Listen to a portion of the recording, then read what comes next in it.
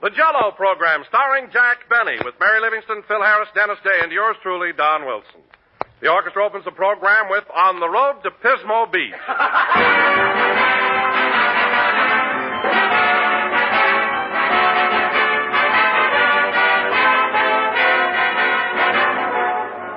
You know, ladies and gentlemen, once Jell-O has become a favorite dessert in any family, it usually stays a family favorite from then on. Every day we get letters from folks telling us how they've been enjoying Jell-O for years, and enjoying it more and more all the time. And there's a reason for this, too. Jell-O is just so downright delightful that once you try it, no other dessert ever seems quite so gay and beguiling, quite so rich in rare, tantalizing flavors as Jell-O. And another reason why Jell-O is such a year-after-year favorite in most homes is because it can be served in so many different ways, using Jell-O's 6 delicious flavors: strawberry, raspberry, cherry, orange, lemon, and lime. Incidentally, if you haven't tried strawberry and raspberry Jell-O recently, do so real soon. Both are now better than ever with a new, improved flavor obtained by using a natural flavor base artificially enhanced. And the result is something mighty distinctive, a truly unique goodness. Why not enjoy a grand dessert made with bright, tempting Jell-O tomorrow?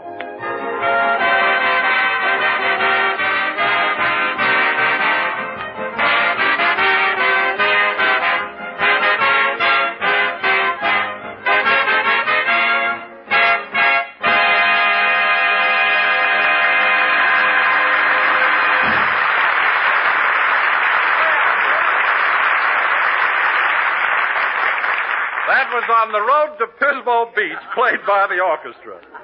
And now, ladies and gentlemen, I would like to announce that last Monday, a great and well-deserved honor was bestowed upon our illustrious Master of Ceremonies. Oh, Don, do you have to tell everything? For many years now, the outstanding stars of Hollywood have been selected to inscribe their footprints in the forecourt of Grauman's Chinese Theater as a tribute to their supreme artistry. Don, please, I'm so flustered. So without further ado, I bring you the latest celebrity to achieve this great distinction, Jack Benny.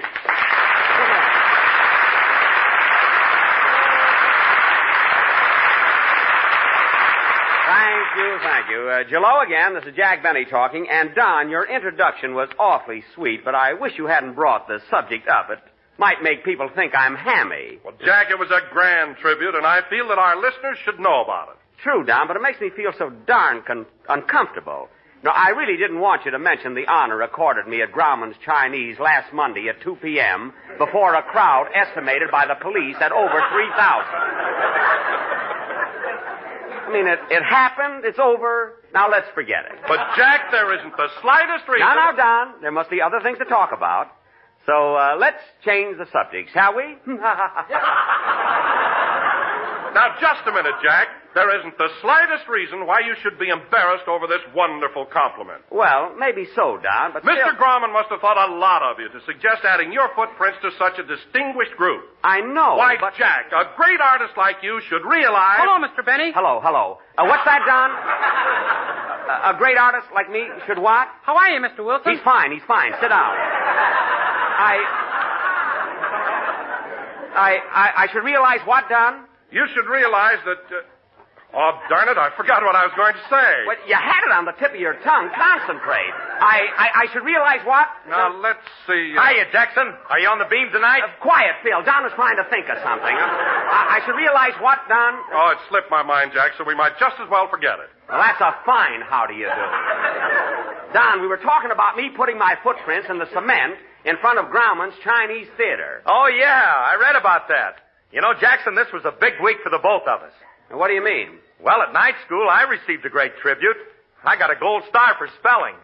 Oh. Congratulations, Phil. That's terrific. That's swell, Mr. Harris. Congratulations. Thanks. I think that gold star was footprints. So you're an honor student, eh, Phil? Yeah. I was the only guy in the class that could spell Mississippi. Well, that's a toughie. Let's hear you spell it now. Okay, hold my coat, Dennis. Spell it with your coat on. Go ahead, Mississippi. Mississippi. Oh, very good. Now spell river. River.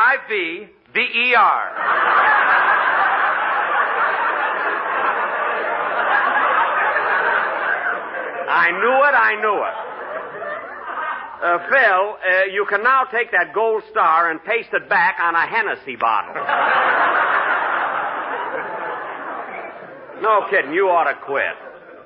Oh, hello, Mary. Hello, Jack. What are you talking about? Oh, nothing in particular. We're just fooling around. What's the matter? Didn't your writers prepare anything this week either? You mean Mink and Schmink? No, they said they needed a vacation, so they went to Catalina Island to write the program. Did they send you any material? No, but this morning I got a wire from them. It said, have just pinned script on Seagull. Watch for it.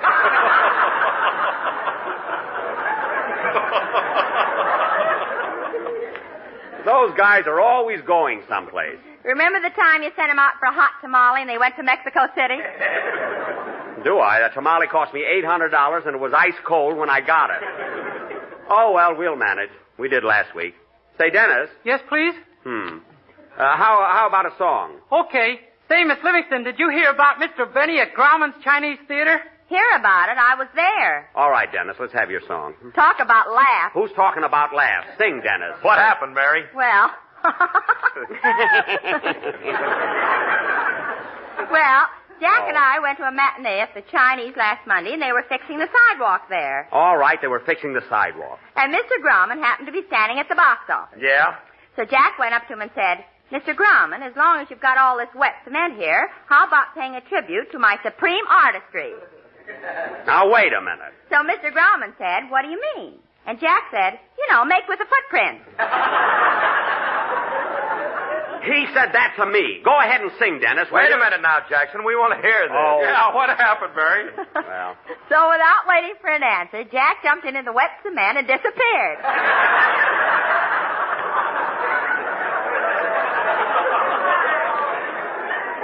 Disappeared? Yeah, they were filling in a manhole. Well, it's still a wonderful tribute, and I'm proud of it.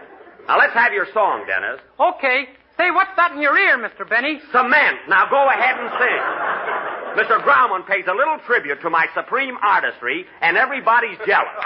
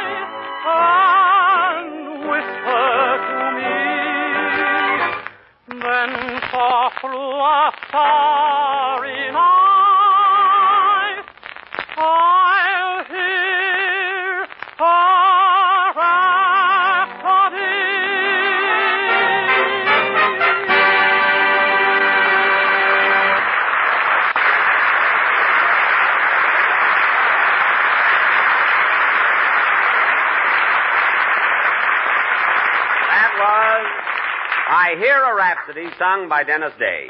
And now, ladies and gentlemen, for our feature attraction tonight, the Benny Hungry Hollywood Harlequins will present their version of that... Hey, wait a minute, Jackson. I thought you said your writers didn't work this week. That seagull came in while Dennis was singing. The Benny Harlequins will present their version of that sensational Warner Brothers picture. That masterpiece of human emotion. That gripping melodrama of the sidewalks of New York, City for Conquest.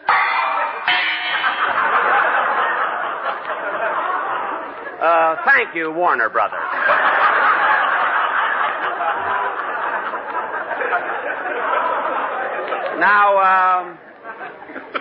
Now, in this epic, nice of them to come all the way from Burbank. Now, in this epic, I will play the part as portrayed by James Cagney on the screen. That of a rough and tough kid who fights his way through the slums and grows up to be a prize fighter. And Mary... Why, Jack, how can you play that part? You're not the Jimmy Cagney type. I'll handle it. Now, Mary... Imagine you playing a prize fighter. That's just silly. Oh, I'll do all right. Now, Mary... But, Jackson, you ain't tough enough to be Jimmy Cagney. It ain't believable. Well, I'll try it anyway. Now, Mary... Mr. Harris is right. You're not tough enough. Oh, yeah? Put 'em up, Dave. Put up your jokes. I'll show you who's not tough enough. Oh, Jack, calm down. Why pick on Dennis? Well, you know how excitable I am. I guess I lost my head. Sorry, kid. Can I put my dukes down now? Yeah.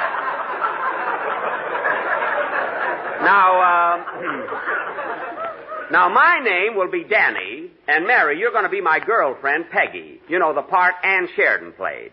And you're madly in love with me. Why can't I play Carol Lombard's part? She wasn't in the picture. That's what I mean. Mary, you're either going to be madly in love with me or infatuated with the May Company. Now, Phil, you're going to be Eddie, my kid brother, a frail, artistic sort of fellow whose only interests are his books and his great love of music. Yeah? Yeah, you're high-strung and delicate, Phil, and your forehead suggests deep intellect. Yeah?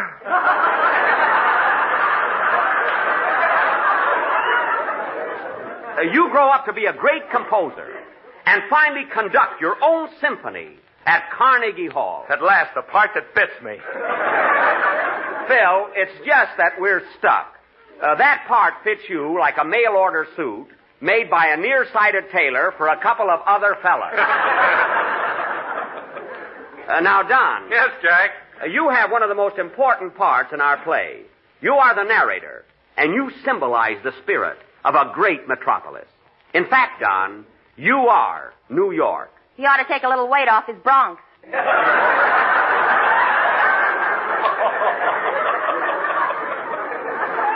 You said it. Now, this play, ladies and gentlemen, will go on immediately after a number by Phil Harris and his orchestra. Now, Phil, how about playing... I'll take it. Hello? Hello, Mr. Billy. This is Rochester. Well, I'm sorry, Rochester. I'm busy. You're going to be busier than that. I'm quitting. Quitting? What's the trouble now? It's about that mechanical man Mr. Billingsley made. You mean the robot? Yeah, he's breaking up everything in the house. You know that big grandfather's clock we got in the hall that runs so good? Yes? Well, Tempest has fusion it for the last time.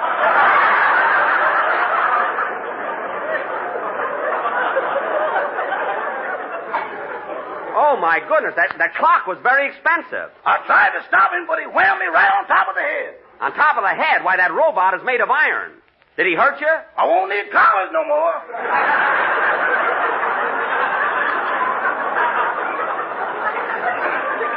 Well, look, Rochester, I told you before there are buttons on that robot to control him. All you have to do is sneak up behind him and press the button. That's how I got my neck shortened. Now, Rochester. Just call me Turtle.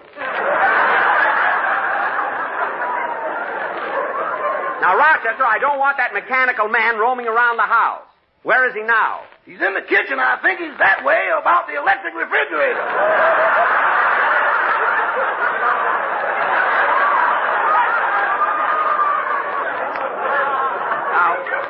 Now, that's just silly. A robot has no emotions or feelings. He hasn't even got a personality. He has now. He's wearing your toupee. Well, take it off of him. Now, Rochester, this is no time for joking. I'll be home right after the program. Meanwhile, tell Mr. Billingsley to keep that robot in his own room. Okay. What was that? My neck just came out. So long, boy. So long. Play, Phil. I wish Mr. Billingsley would take a trip somewhere on his magic carpet.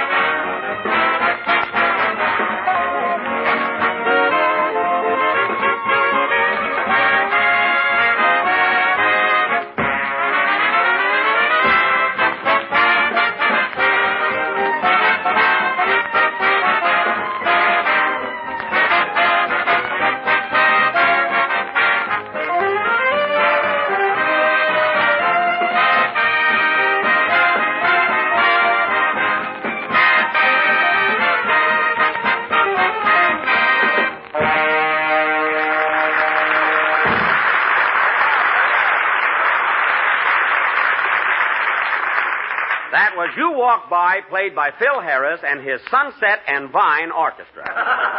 Sunset meaning they are playing right here on Sunset Boulevard, and Vine meaning they are just clinging to their job. And now, ladies and gentlemen, for our sensational melodrama, City for Conquest, Curtain, Music.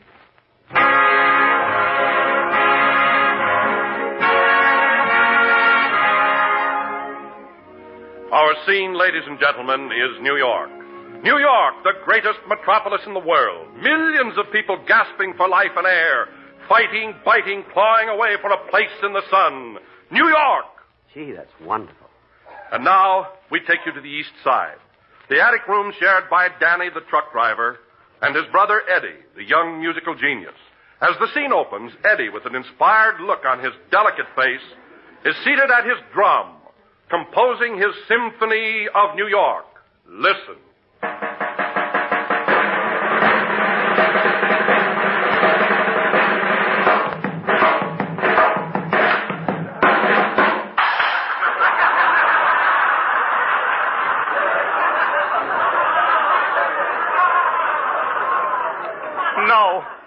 No, I still haven't got it. I don't feel that ending, but I can't give up. I must finish my symphony. I have a thought.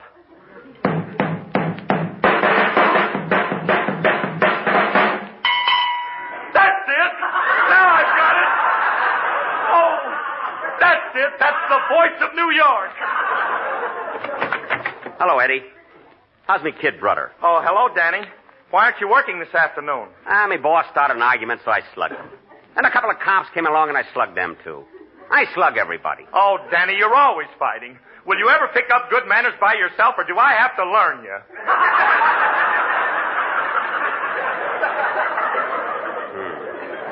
It ain't no use, brother. I'm just naturally tough. How's your symphony coming along? No, I fear the masses will never like it. It's much too highbrow. Let me hear what you've done so far, will you, brother? Very well.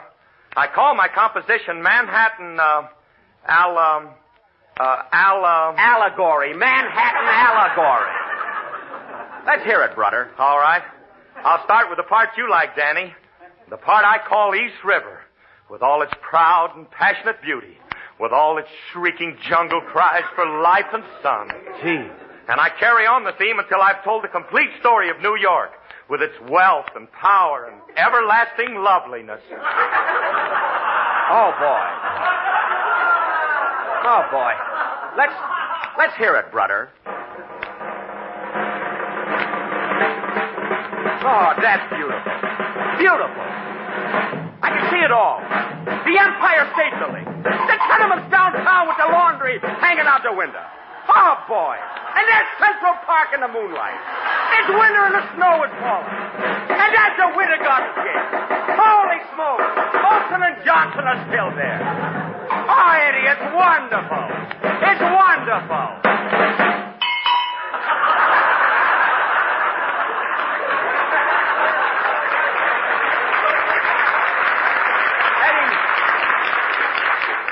Eddie, you're a genius. But what's that cowbell for? Well, that symbolizes the burning of New York. You know, when Mrs. O'Leary's cow kicked over the lantern. That was Chicago. Oh, brother. That's got nothing to do with New York. Okay, I'll take it out. But otherwise, it's beautiful. I can listen to that forever. Oh, hello, Peggy. Hello, Danny. Get that girl out of here. A composer has no time for women. Well, Eddie, at least you can say hello to me, sweetheart. Hello, Eddie. Hello, babe. What you doing later? Eddie! Hello's enough. Gee, you look pretty tonight, Peggy. Is that a new skoit? Yeah, this is a new skoit. Is that a new shoit? Yeah. This is a new shoit. How do you like my shoit? Too toit around Detroit. Well, so much for that. Say, Eddie, how's your symphony coming along? Gee, Peggy, you ought to hear it. Gee, it's beautiful. Beautiful, yes. But who's ever going to hear it? Where will I get the money to complete my masterpiece? Oh, he's so high-strung. I might as well tear it up. I'll never achieve my ambition. Never, never, never. Poor kid, he's so sensitive. Also unbelievable.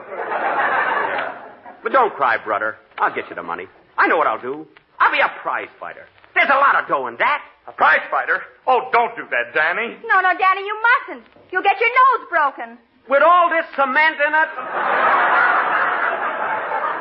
Don't be silly. Your music belongs to the world, Eddie, to the world. And I'm going to see that Day gets it.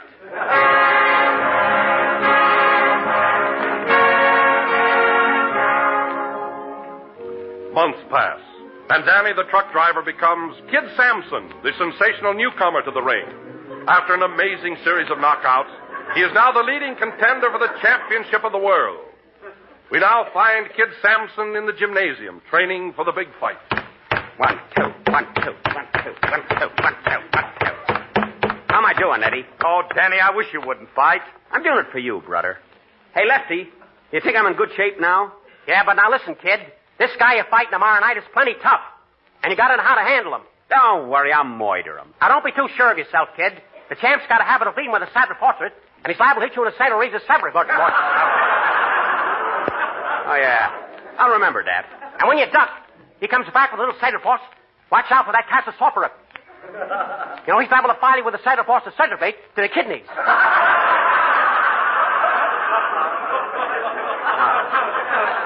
I'll watch out for that. I'll get in close. Now, look, you can't be too careful. I remember in Chicago, he was fighting a guy in a saddle faucet. Yeah? 1, 2, 3 to face.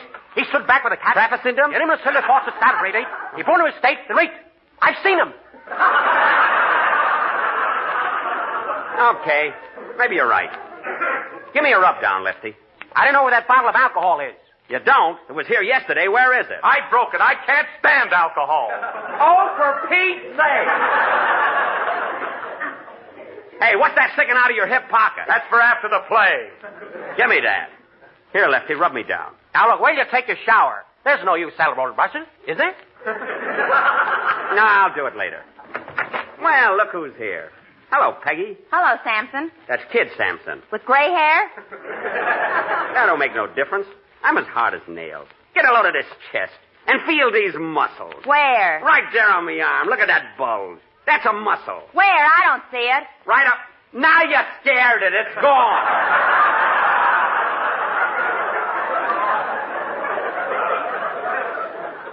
Well, I gotta leave you now, Peggy.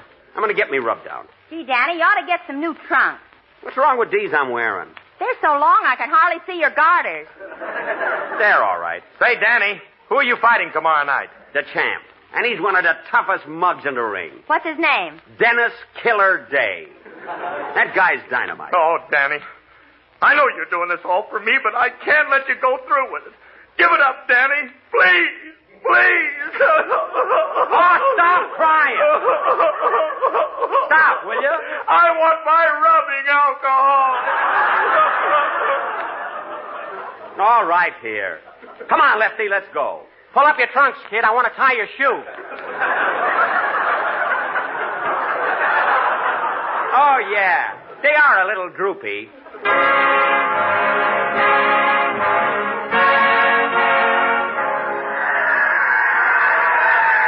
Ladies and gentlemen, this is Clem McNulty coming to you from the ringside of Madison Square Garden. We're about to witness the championship fight between Killer Day, holder of the title, and Kid Sampson, the contender. The killer is already in his corner, and here comes Kid Sampson, nervously pulling his trunks up. Whoops, he stumbles.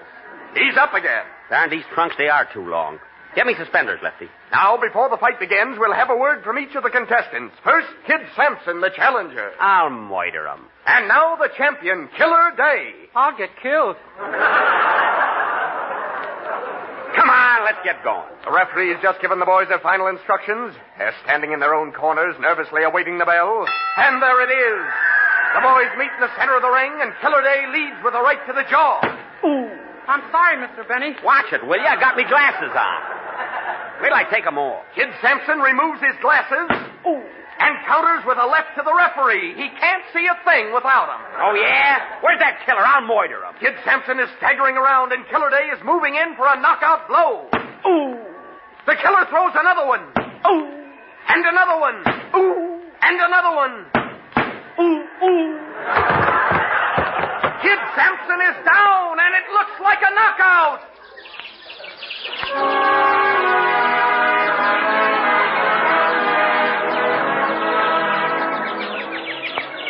Ladies and gentlemen, while Kid Sampson is in dreamland, let me tell you about Jell-O's new dessert recipe book.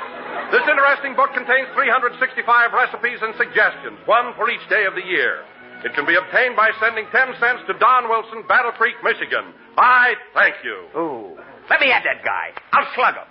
I'll moiter him. It's too late. You're in your dressing room. Oh, yeah. Darn that, Dennis. He hit me right in my big blue eye. Ooh. I'm sorry, Mr. Benny. Sorry nothing. Now listen here, Dennis. You knew very well this was a play and that I was supposed to knock you out. Well, I'm Irish. I don't care what you are. Hey, what about my symphony? The heck with your symphony. Dennis Day, I'm not going to forget this. There's no excuse. You saw the picture. Jimmy Cagney's supposed to knock out the champion. That's the only way he can get the money to help his brother. And what happened? The minute my back is turned, you hit me right square in the eye. Now, this is the last time During the past 40 years, ladies and gentlemen, Jell-O has become increasingly famous as the name of America's favorite gelatin dessert. And now, today, those big red letters are acquiring new fame on the Jell-O pudding package. Jell-O puddings, as you know, are the most recent members of the Jell-O family. Swell, ready-prepared puddings with the same high quality you've come to expect of every product that bears the name Jell-O. Jell-O puddings are available in 3 grand old pudding flavors, chocolate, vanilla, and butterscotch. And you'll find each one full of rich, creamy goodness, the last word in smooth, mellow delight. Jell-O puddings take only a few minutes to make, and they sell for the same low price as Jell-O. So tomorrow when you order Jell-O, order Jell-O puddings, too. And in buying both, look for those big red letters on the box. The name Jell-O is a trademark, the property of General Foods. And you make sure of getting the finest dessert enjoyment every time you ask for Jell-O, your password to pleasure. This is the last number of the 16th program in the current Jell-O series, and we'll be with you again next Sunday night at the same time. Ooh, how does my eye look, Mary? Let's go to Ciro's and get a steak for it. Okay, I'll take it out of Dennis's salary. Good night, folks.